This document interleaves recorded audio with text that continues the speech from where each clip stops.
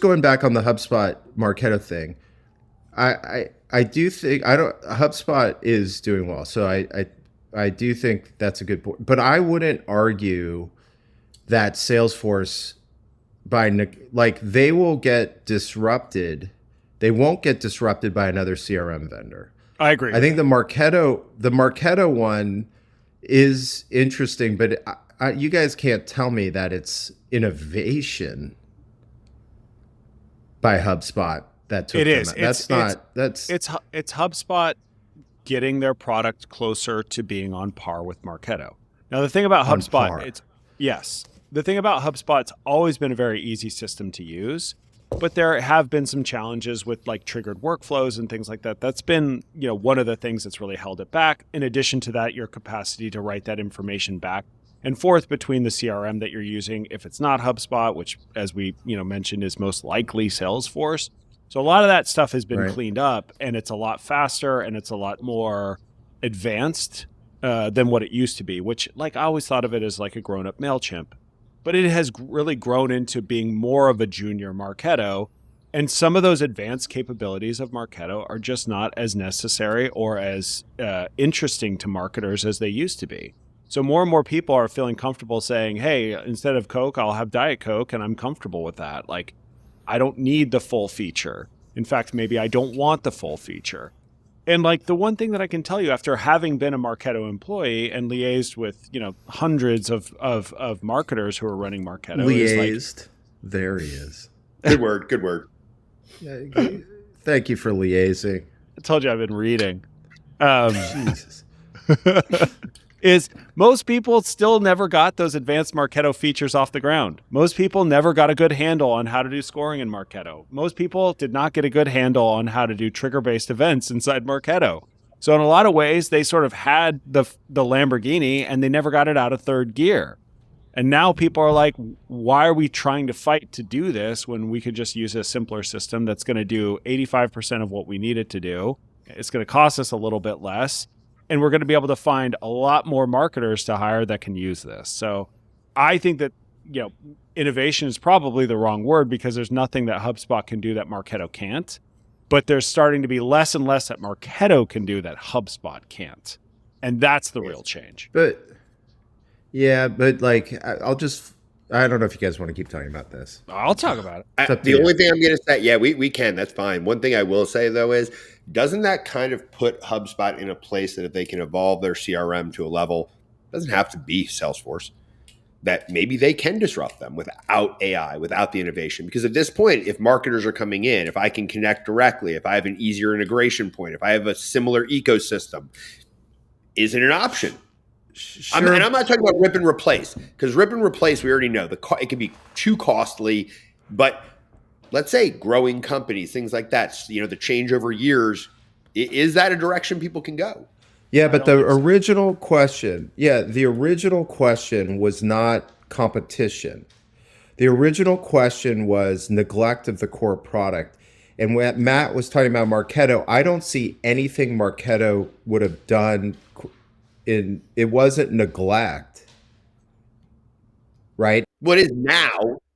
It is now because Adobe hasn't really done anything with them. But if they don't use, I mean, that. I didn't hear anything that tells me. Tell me a move Marketo should have made to hold off HubSpot. They need to dramatically improve their UI. Dramatically. All right. So it's UI. Yeah, it is still very challenging to use. It is a system that most people will have a steep learning curve. So as new marketers enter the workforce, that is challenging. And Marketo still has very expensive training. So getting people up to speed on that is difficult.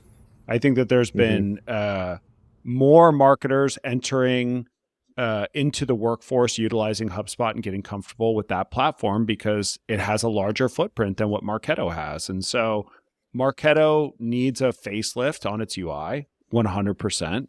It needs to improve its speed. It's still a very slow product. Like you're building a list or a segment in order to run a program. It's still going to take you a tremendous amount of time. It's much, much faster in HubSpot.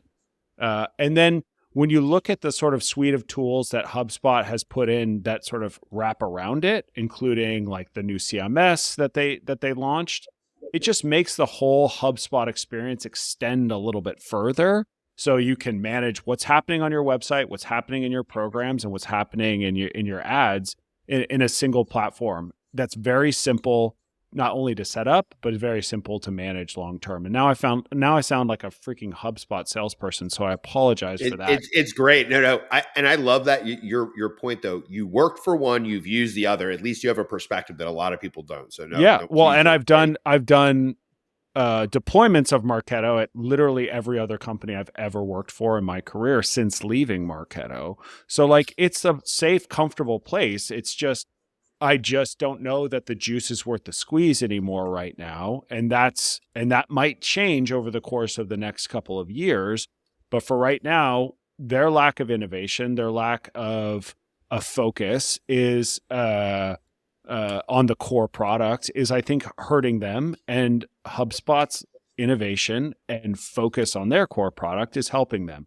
Now, to answer Judd's question on like, can HubSpot displace Salesforce CRM? The thing that I'll tell you is like, marketers will never pull a company through the keyhole. And what I mean by that is like, if you're like, hey, I love HubSpot, why not just make this our CRM? Nobody's going to be like, yeah, great, we'll just change everything because marketing likes the marketing automation so much. Just there's no chance of that happening.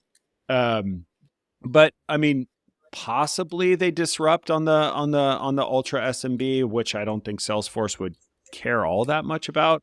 But I just think that the entire apparatus around Salesforce is too much for people to say, I'll make concessions around my ERP system or my billing or whatnot. Like CFOs aren't having it, CTOs aren't having it. I don't see it. Of course, that's, I'm sure, what they said about Salesforce before they disrupted the big boys. So no, you never know. I hear you. And I'm not. But again, that's the seismic shift. I'm telling you, I still, by the way, I'm not convinced. I think it's a go-to-market. I don't look. SAP is a dominant ERP, but nobody's going, oh my God, their UI is amazing. The truth is, Adobe doesn't care about the mid-market, or their mid-market's defined differently. And I think we're talking from a mid-market lens. On Salesforce, remember, like the disruption was SaaS. That's what I'm talking about. There has to be a seismic shift in approach in order to take those guys down. There will be in the case of Marketo because marketing changed. But like, I mean, at the end of the day, like I still like and by the way, just to be clear, like if you listen to all my, HubSpot is a wonder to me. They're amazing. They're the engine that could, but like I mean, if you're Adobe and you care about getting a 7-figure deal out of CA, that's a little different. Like they're willing to, they know they're going to spend on consultants. It's, again, like I said, it's not like people are just gushing over the SAP interface and they're still choosing them, or Oracle ERP or whatever that is. It's like, I don't know. I mean, I think I'm not trying to poo-poo your point, but in my opinion, like for the market leaders are a different story. The only way they can get taken down, but it has to be a complete change in technology infrastructure that drives that change, not a feature parity necessarily. And by the way, it is weird, like HubSpot's been around for 20 something years. So like, it's just a little bit different, but like, you know what I mean? So like, yeah, like the core, but here's the thing is like, the core product issue, I didn't want to poo-poo that. I think that's really important. But like in the case of Salesforce, they could sell the SFA now. They should buy other solutions to put on top because their expansion sales are really good. It's just I was talking about what they lead with. Speaking of which, they bought Spiff. I don't know if you guys saw that. Oh, they did. Good for Spiff. It was kind of. Did they pay good money for it or no? Well, no, it didn't look like there was a number. If there's no number, it's under 20. Under 100. Yeah, under the big guys. What? Thanks for tuning in to GTM Unfiltered. To hear our innovative insights and strategies, visit gtmunfiltered.com. Be sure to subscribe and leave us a review on your favorite podcast platform.